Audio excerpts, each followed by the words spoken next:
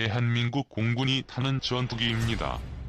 안전한 전투기를 만드는 게 최우선이죠.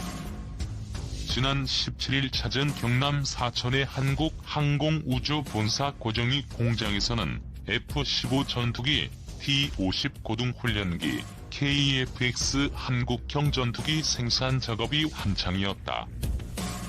카이의 베테랑 작업자 수십 명이 각 생산 라인에 붙어 묵묵히 전투기를 조립하며 구슬땀을 흘리고 있었다.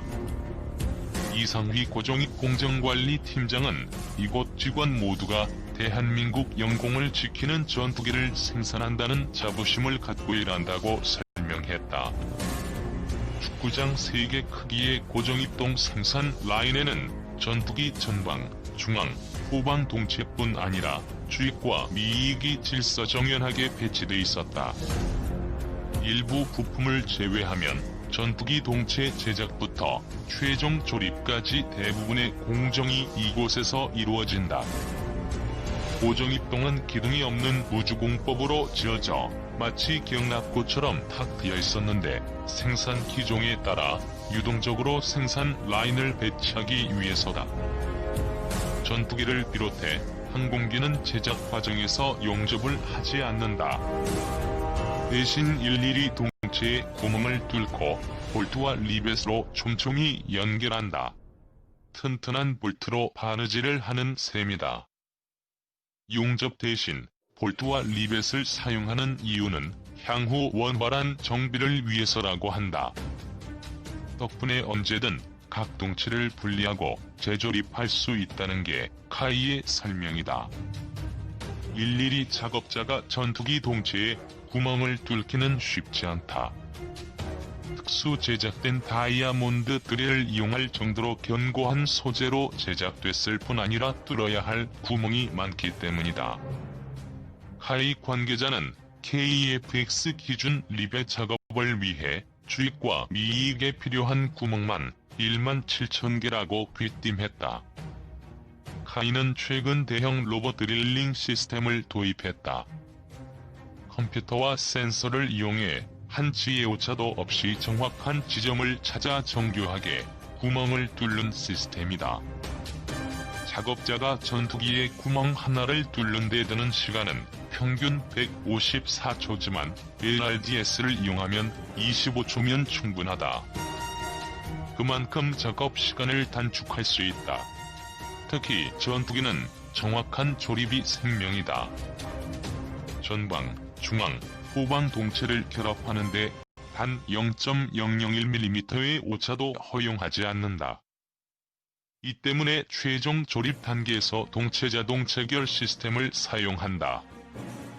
헤스는 일종의 자동 운반 차량으로 11개의 레이저를 활용해 정확한 위치에 개별 조립된 전방, 중앙, 후방 동체를 일렬로 정렬한다.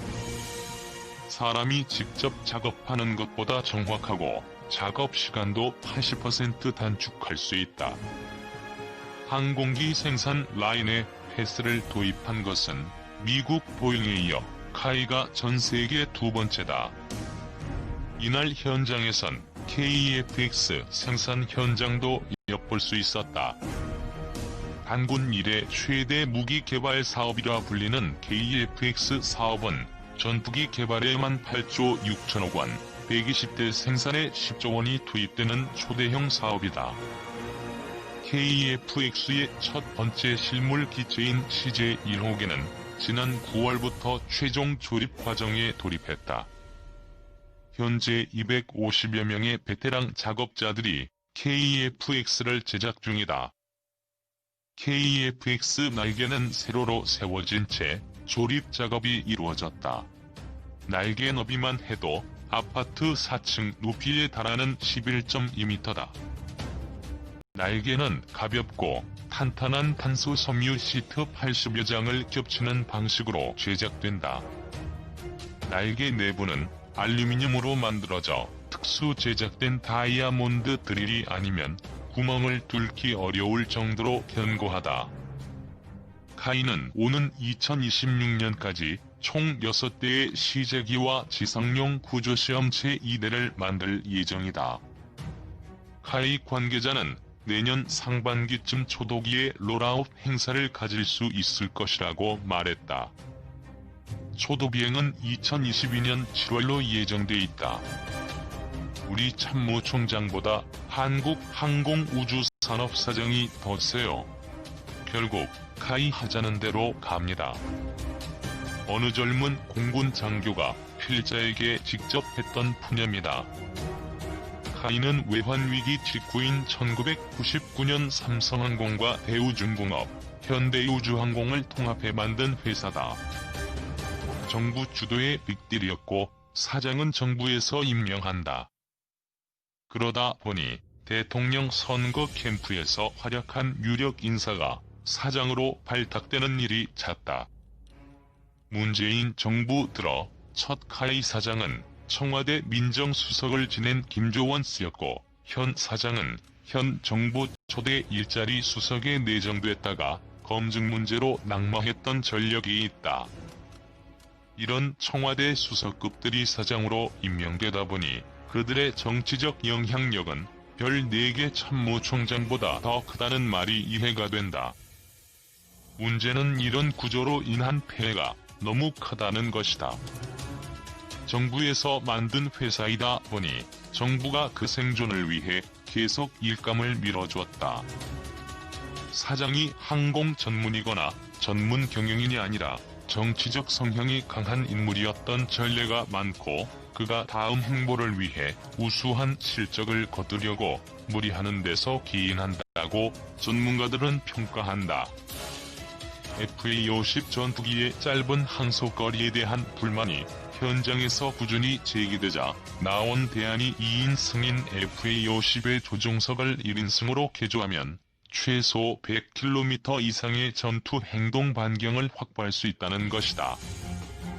그러나 카이는 공군에서 예산을 주면 개발하겠다고 한다. 자유시장 경제와는 동떨어진 사고다. 최근 기업 자체적으로 신무기를 개발해 국제시장에서 호평받는 한화디펜스와는 반대의 행보다. 1970년대 프랑스 유로콥터가 만들어 국제시장에서 큰 평가를 받지 못했던 퓨마 헬기를 들여와 각종 항전 장비를 현대화시킨 헬기가 수리온이다. 국민은 40년 된 것을 현대식으로 개조한 이 헬기를 21세기 최첨단 순수 국산 헬기로 오해하고 있다. 헬기 선진국은 지금의 헬기보다 2배로 빠르고 2배로 멀리 가며 획기적인 외형의 차세대 헬기를 개발하고 있다. 하지만 우리는 카이의 매출을 보장하기 위해 1970년대 바탕의 구형들을 들여와 중형과 소형 헬기를 계속 군에 납품해야 한다. 세계 전투기 시장은 5세대 스텔스기가 상용화되고 있으며 거의 모든 전투기 생산국이 6세대 전투기를 개발하고 있는데, 카이는 4세대 비스텔스 전투기인 KF-X를 개발하고 있다. 홍보를 얼마나 잘했는지 KF-X는 성역화돼 여기에 부정적인 견해를 보이려면 여론의 문매를 각오해야 한다. 소형 헬기인 UH-1을 대체하기 위해 들여온 수리온은 이제 영역을 넘어 중형 헬기인 UH-60을 밀어내려 한다. 세계 최강 기동 헬기인 UH-60을 130대가량 보유 중인 육군은 이 헬기의 개량 사업을 하려 하는데, 카이는 1조 원 이상의 예산을 더 투입해 수리온을 더 생산하고 싶어 한다. 국방부는 헬기 TF를 만들어 이를 밀어주는 모양새다. 해병대 공격 헬기는 과거 수차례 연구 용역을 통해 미제인 AH-1Z 바이퍼 공격 헬기가 났다는 결론이 나왔으나, 이를 무시하고 다시 수리온이 해상 무장형을 만들어 해병대 공격 헬기로 납품하려 한다. 그래서 이름도 해병대 공격 헬기에서 슬그머니 해병대 무장 헬기로 바꿔 부르고 있다. 이러니 국방부와 방위사업청은 국가 안보를 수호하기보다는 국민 혈세와 군 전력을 희생하면서 카이 안보를 위해 일하는 거냐는 불만이 터져 나온다. 이 문제점을 주제로 한계호 국민의힘 의원이 주최한 비공개 세미나에 참석한 전직 방위사업청 관계자와 육군 장교는 하나같이 수리온은 UH-60을 대체할 능력이 안되고 AH-1Z 바이퍼와 비교할 수 없다고 강조했다. 수출 가능성도 없다고 했다. 그들은 현역 시절 수리온과 KF-X 등 항공무기 전반에 관여했던 전문가들이다. 세미나에서 한 의원은 국방부와 방사청은 싸워서 이길 수 있는 무기 도입에 집중해야지 특정 기업을 위해 일해선 안 된다고 일갈했다. 카이는 철저한 시장 경제 논리에 따라 스스로 우수한 항공기를 만들기 위해 투자해야 한다. 젊은 장교들이 장관, 참모총장, 사령관이 카이 사장보다 힘이 약하다고 더는 자괴하지 않도록 해야 한다. 카이는 민영화가 답이다. 더는 군의 기생에 군 전력을 약화시키는 충이 되지 말아야 한다. 국산화라는 이름으로 블랙호크 업그레이드 잠정 중단. 일부 군사 전문가들 사이에서는 국방에 이바지해야 할 방위산업 업체가 오히려 국방의 발목을 잡는 것 아니냐는 우려를 표시하기도 한다. 미국 등 우방국에서도 사용하는 블랙호크는 실전에서 성능이 확인된 헬기다. 미국도 지속적으로 성능 개량을 하면서 군에서 사용 중이다. 우리 군의 블랙호크도 성능 개량만 거치면 향후 20년간은 무리 없이 사용 가능하다고 전문가들은 이야기한다. 우리 군의 UH-60 블랙호크는 내구연한 50년에 비해 현재 사용연한은 20에서 25년에 불과하다. 수리온을 도입한다면 약 3조 3천억 원의 비용이 들어가게 된다. 이처럼 비용 측면에서 차이가 벌어지자 방사청은 산업연구원의 기동헬기 성능 개량 사업의 산업파급 효과 분석을 의뢰했다. 한 의원 측은 국산화를 통한 국내 산업파급 효과 하나 이유만으로 비용, 성능, 전력화 시기 등 모든 것이 부족한 카이의 헬기를 결국은 소요 수정까지 하면서 도입하겠다는 것은 잘못된 방향이라고 말했다. 자주국방이라는 이름 하에 무기 국산화는 지금까지 당연한 것으로 지부되었다. 그러나 국산화라는 명분이 오히려 방위산업과 국방력을 저해한 경우도 있다. K2 흑표전차가 대표적이다. 애당초 계획은 내구성과 안정성이 검증된 독일제 파워팩을 사용할 예정이었다. 그러나 국내 방산업체에서 자체 개발할 수 있다고 해서 그 시기와 성능 요구 조건을 수정하기까지 했다. 그러나 매번 성능 검증에 미달했다. 2003년 정식으로 개발에 착수해 2007년 3월 2일 운용 시험 차량 1에서 3호차가 일반에 공개되었다. 2012년부터 전차를 양산할 예정이었으나 개발 중인 국산 파워팩에서 오류가 발생해 엔진 과열 시 엔진을 보호하는 데 실패하고 엔진이 최대 속도로 작동할 때 변속기의 냉각팬 회전 속도가 부족해 냉각되지 않는 등의 문제가 발견되었다. 정부는 2010년부터 총 2조 8,354억 원을 투자해 K2 전차의 국산화 사업을 진행했다. 1, 2차 양산을 통해 핵심인 엔진은 국산화에 성공했지만 3차 양산을 앞두고 변속기 개발은 현재 진행 중이다. 김진표 더불어민주당 의원실에 따르면 지난 16일 방사청과 K2 전차 변속기 개발 업체인 SNT중공업이 비공개로 내구도 평가 등을 놓고 협의를 진행했지만 결렬됐다.